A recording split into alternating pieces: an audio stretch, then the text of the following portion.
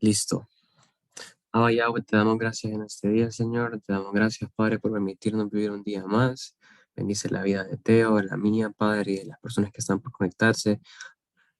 Cuídanos, Padre, y que todo lo que aprendamos en esta clase sea para edificación de cada uno de nosotros y que todo el conocimiento que aprendamos sea para enamorarnos cada vez más de ti, Señor, y poder impartir este conocimiento con las demás personas, así como tú lo haces, Padre, con amor.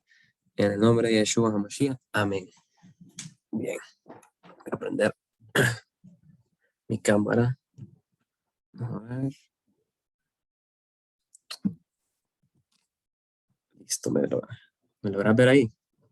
Sí, está bien. Listo, ok, man. Vamos a comenzar, vamos a dar un pequeño repaso de lo que dio tu mamá la semana pasada. Bien, Cristología, verdadero Dios, Dios y hombre verdadero. Ya estamos en el cuarto módulo, ya estamos a un mes, menos de un mes para terminar. Bueno, hablemos de que la Cristología es la rama de la teología que estudia el misterio de Cristo y los dogmas, ¿verdad? Como uno de los dogmas que Yeshua es el Hijo de Dios. Así, acontecimientos principales de la vida de Jesús, fue bautizado para poder cumplir con el requisito, ¿verdad? Sacerdotal. Fue tentado también, lo podemos ver cuando estuvo en el desierto, que fue llevado por el Espíritu Santo, proclamado el Rey de Dios, su muerte, los discípulos. Bien, ¿qué más? A ser breve. La divinidad de Cristo. Cuando nosotros hablamos de las características como deidad, Teo, ¿cuáles son?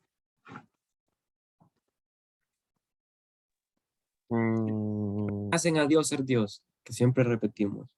Omnipresente, omnisciente y omnipotente. Omnipotente, Eterno y no sé, infinito, era una cosa. eterno, Infinito infinito, y te falta uno, inmutable, inmutable, que nunca cambia, que él siempre se mantiene el mismo, que no muta, a eso se refiere. Bien, es Cristo Dios, los discípulos lo expresaron, sus declaraciones lo afirmaron, las evidencias lo comprobaron, su atributo lo demuestra, las evidencias, pues sus milagros, su resurrección. Es Cristo Dios, declaró ser Dios en las declaraciones en el Antiguo Testamento, junto con las del Nuevo. Vamos a ver, rapidito.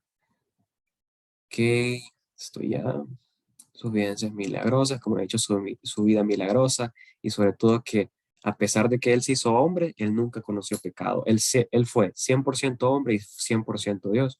A lo que nosotros le llamamos, ¿te acordás, Teo? ¿Cómo se le llama eso? Que él fue 100% hombre y 100% Dios. no me acuerdo. Ok, aquí te lo voy a mostrar. Listo, ¿eh? Aquí mismo. Unión hipostática. Unión hipostática. Sí, eso es muy importante. Ese es clave para el examen. Y bien, bueno, hoy vamos a comenzar con el segundo tema, triple oficio, sacerdote, profeta y rey. Bien, nosotros en Prejóvenes estamos viendo los sacerdotes. Ya vimos a Samuel, ¿verdad? Vimos a Elí. Entonces un poco de lo que es un sacerdote. Y vamos a ver ahora este triple oficio de Yeshua. Estamos hablando de Yeshua, vamos a ver el triple oficio de él. Lo vamos a ver desde una perspectiva como sacerdote, como profeta y como rey. En el Antiguo Testamento, los sacerdotes, los profetas y los reyes eran instrumentos representantes especiales de Dios. Ok, aquí se está conectando Abby. El punto en común con estos tres oficios es que todos ellos eran ungidos, tenían cobertura de parte de Yahvé. Bien, léete esta diapositiva. Moisés predijo que un profeta como él mismo sería levantado. Deuteronomio 18:15. Más allá de todos los profetas que Dios levantó a lo largo del Antiguo Testamento, el cumplimiento final se reconoce a Jesucristo. Bien. Deuteronomio 18:15, el Señor tu Dios levantará entre tus hermanos un profeta como yo. A él sí lo escucharás. Uno de estos profetas fue Moisés, quien dijo, Dios elegirá a uno de nuestro pueblo para que sea un profeta como yo. Ustedes harán todo lo que él les diga. El que no obedezca dejará de ser parte de nuestro pueblo. También Samuel y todos los demás profetas anunciaron las cosas que están pasando ahora. Recordad que Samuel, como estamos viendo, Samuel empezó siendo ¿qué? Ah, Samuel, Sí, sacerdote, y Samuel después, empezó. y después se convirtió en profeta. Las personas que vinieron junto a él lo reconocieron en esta condición. Ma- Mateo 21:11, y los que venían con Jesús contestaban, es Jesús el profeta, él es de Nazaret, el pueblo de Galilea, la gente lo reconocía. Mateo 21:46, entonces quisieron apresarlo, pero no se atrevieron a hacerlo, y esa gente tenía miedo, la gente tenía miedo de la gente, porque la gente pensaba que Jesús era un profeta, o sea, era reconocido. Jesús mismo se declaró como profeta, quien vino a realizar lo mismo que los demás profetas, anunciar el mensaje de Dios al hombre. Juan 4:44, y es que Dios mismo hizo constar que el profeta tiene honra en su propia tierra.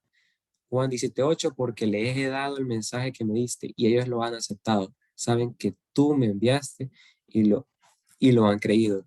El profeta, ¿qué es lo que hace? Hablar de Dios al hombre. Hablar de Dios. Exhorta. Me podría buscar un versículo, Teo, aquí lo tengo a la mano. Búscame 1 Corintios 14, 3 al 4. Primer- Primera de Corintios 14, de 3 al 4, para ver lo que es un profeta. Primera de Corintios. Sí. Primera de Corintios, ¿de cuál es? ¿A cuál? Primera de Corintios, Primera de Corintios 14, de 3 al 4. De tres, cuatro. Pero el que profetiza les habla a los demás para edificarlos, exhortarlos y consolarlos. El que habla en lengua extraña se edifica a sí mismo. En cambio, el que Hasta ahí, profetiza, hasta ahí. iglesia. Ah, no, sí, Ok. sí, sí, perdón, sí, perdón, sí. Ahí está, no, es el 4, es el 4 ya. Ok, listo. Entonces, el profeta le habla de Dios a las demás personas con el fin de edificarlos, de exhortarlos. El sermón del monte, de esto es lo que venía, de esto es lo que estamos platicando. Predicando con relación al reino, este mensaje enfatiza principalmente la preparación del reino. El sermón es un llamado al arrepentimiento, que es lo que hace un profeta, exhortar, como lo habíamos leído ahí en Corintios, para quienes habían separado el cambio interior de los requisitos para establecer el reino. El mensaje de los olivos, que lo encontramos en Mateo 24-25, que aquí habla de todo lo que va a acontecer en un futuro, o sea, los eventos futuros, de cómo van a ser los últimos tiempos, antes de la venida de Yeshua, para que antes de que venga Él e instaure su reino. El mensaje del aposento alto de un nuevo mandamiento, amarnos los unos a los otros, había una nueva esperanza y prometió otro paracleto. El ministerio profético se autentica de dos maneras. ¿Qué es lo que hace un profeta? Un profeta, o sea, los milagros tienen que haberse cumplido para que alguien pueda decir, hey, este es un profeta. Sus milagros tienen que haberse cumplido, tienen que haberse realizado. Poder ver el cumplimiento de algunas de sus profecías. Esas dos son muy importantes. El ministerio profético se autentica de dos maneras, hasta recordátelas. La prueba concluyente fue la detallada predicción de su propia muerte. Él profetizó que alguien cercano a él le traicionaría. Este ya sabemos cuál es. Aquí estaba Judas, que su muerte sería incitada por los líderes judíos, por los líderes judíos, Mateo 16:21, que moriría por medio de la crucifixión, que en 3 días después resucitaría, porque algo muy importante es saber que él le avisó a sus discípulos que él iba a resucitar. Fue algo que él anunció antes de su muerte. No fue una sorpresa no tenía que ser una sorpresa para los demás, porque él ya lo había anunciado. Él ya lo había dicho. Que no lo creyeran fue otra cosa. Por eso ya sabemos que Pedro se fue, lo negó y eso. pero al final él sí lo anunció y se cumplió. Ahora, ya vimos a Yeshua, a Jesús, como sacerdote, perdón, como profeta. Ahora lo vamos a ver como sacerdote. Como habíamos dicho, mientras el profeta le habla a los hombres acerca de Dios, el sacerdote le habla de Dios, le habla a Dios de los hombres. Si te acordás, cuando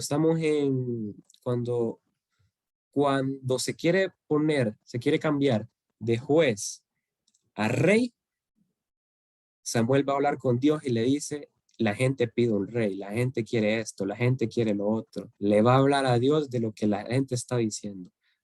Se comunica con Dios, como una especie de intermediario.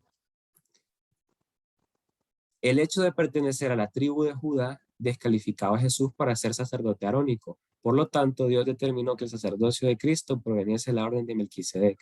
Como sabemos, Yeshua, Jesús, cuando vemos en Mateo, la genealogía de Jesús, ahí nos dice y nos explica su genealogía, que viene del rey David, ¿verdad?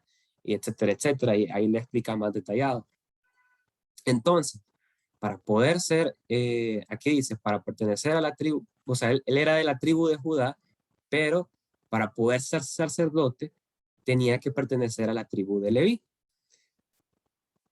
Pero, sin embargo, Yahweh determinó que al final Yeshua no se va a regir por el orden de los hombres, no se va a regir por eso, se va a rendir por el orden de Melquisedec, un orden más alto que el de las tribus de Leví.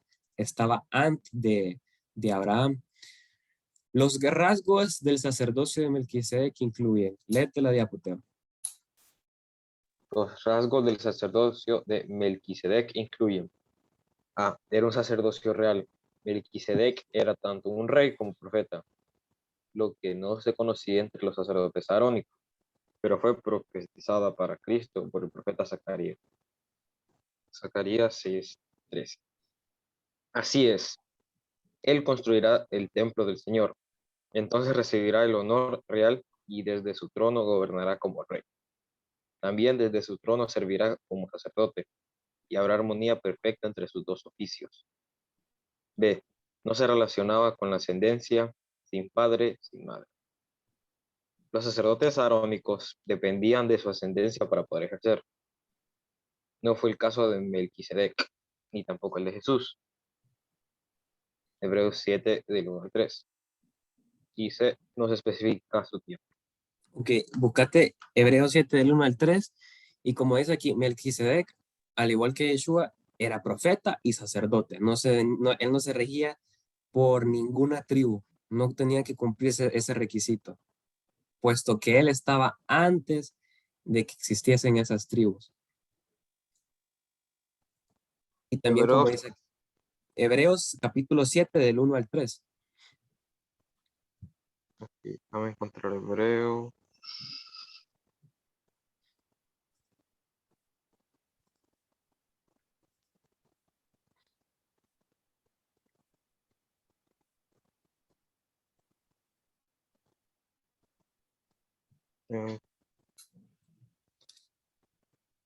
Bueno, aquí está, perdón, te estoy haciendo perder tiempo.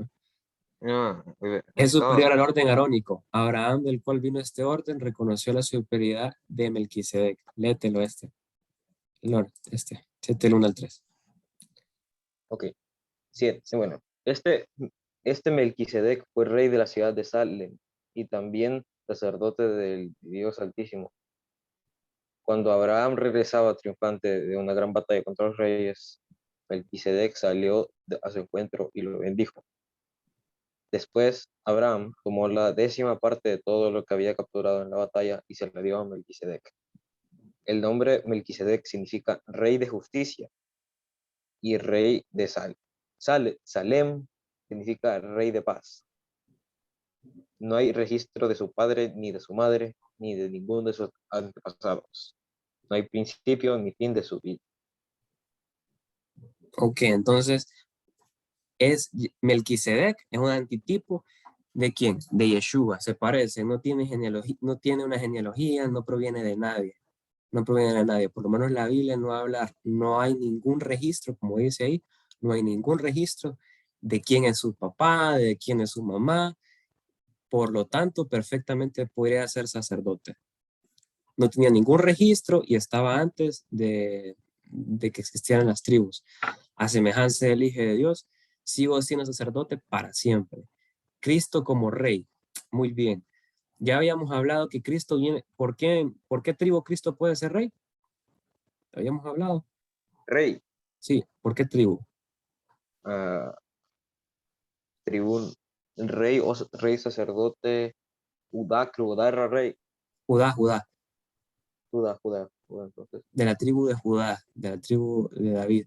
El concepto de rey incluye muchos privilegios. Tenía poderes legislativos, ejecutivos, judiciales, económicos y militares. Cristo como rey puede resumirlo en 5 palabras: prometido, predicho, propuesto, rechazado y realizado. Vamos a ver estas 5. Vamos a detallar cada una de ellas. Ok, prometido. El pacto davídico prometía que el derecho a reinar para siempre permanecía en la dinastía ¿de quién?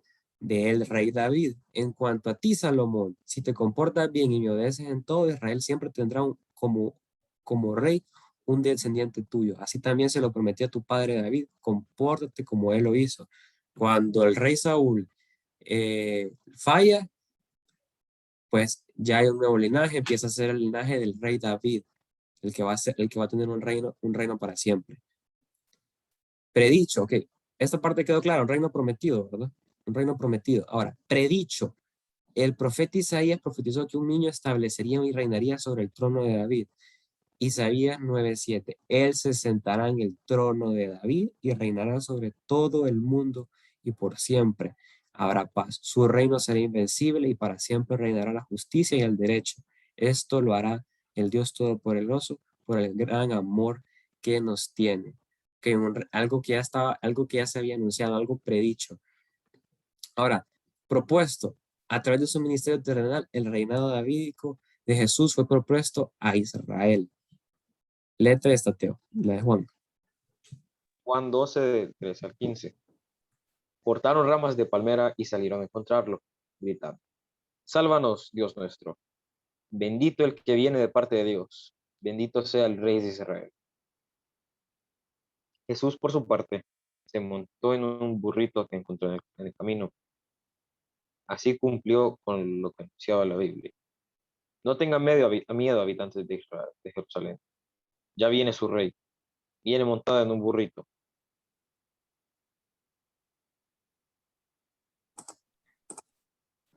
Perdón, me ha ido. Ok, rechazado, esto es muy importante. Rechazado. Los fariseos, Poncio Pilato, los gentiles, los judíos, lo rechazaron decididamente en la crucifixión. Recordemos, los fariseos siempre estaban persiguiéndolo a él desde que él andaba cumpliendo con su ministerio. Los gentiles, los judíos sobre todo, lo andaban siempre cuestionando, siempre detrás de él. Poncio el Pilato al final no quiso tener nada que ver con, con su crucifixión, se lavó las manos y dice aquí Juan 1:11, la palabra vino a vivir a este mundo, pero su pueblo no la aceptó. Hechos 4:27 al 28. Es verdad que en esa ciudad se unieron Herodes, Antipas, Poncio Pilato, el pueblo romano y el pueblo de Israel para matar a Jesús, a quien tú elegiste para que fuera nuestro rey. Pero ellos solo estaban haciendo lo que tú desde el principio habías decidido hacer. Realizado. Esto es muy importante. Aunque Cristo es el rey, su gobierno aún no comienza, aún no está reinando como tal. Esto lo esperamos que Él venga a reinar en su segunda venida. Una vez Él venga, esperamos que su reino ya se instale, que Él empiece a ejercer su reinado. El juicio final, cuando yo, el Hijo del Hombre, regrese, vendré como un rey poderoso, rodeado de mis ángeles, y me sentaré en mi trono. Entonces esto es muy importante. Aunque Él sea rey, no está reinando. Por eso estamos esperando su segunda venida para que cuando Él venga pueda reinar en la Nueva Jerusalén. Entonces, hasta aquí me queda por hoy. Esta es de la siguiente semana. Teo, ¿hay algo que te gustaría que viéramos? No sé. Ok. Mm, Para poder pertenecer a la tribu, para poder ser sacerdote, ¿a qué tribu tenías que pertenecer? Sacerdote de Leví. Ok. En la tribu de Leví. Y para poder ser rey, Ya. la tribu de Judá. Ok. Bien. ¿Y por qué Yeshua fue sacerdote si no venía de la tribu de Leví? Si venía de la Judá. Por la orden de no me acuerdo el nombre. Melquisedec. Melquisedec. Melquisedec, Melquisedec, al igual que Yeshua, era profeta y sacerdote al mismo tiempo. porque no había registro, Sí, ni principio ni fin de su vida. Bien pesado. así es. Listo. Avi, no sé si quiere agregar algo o quisiera que viéramos algo más. Si no hay preguntas, pues no sé si vos, William, no tenés más preguntas. ¿No tenés Mm, dudas ni preguntas? que yo sepa, creo que no. Creo que no. No estoy seguro, pero creo que no. En Seguro. fin, Entonces, ¿quién era en el Antiguo Testamento? ¿Quién es el que fue considerado profeta de profetas? El Antiguo Testamento, Ujú.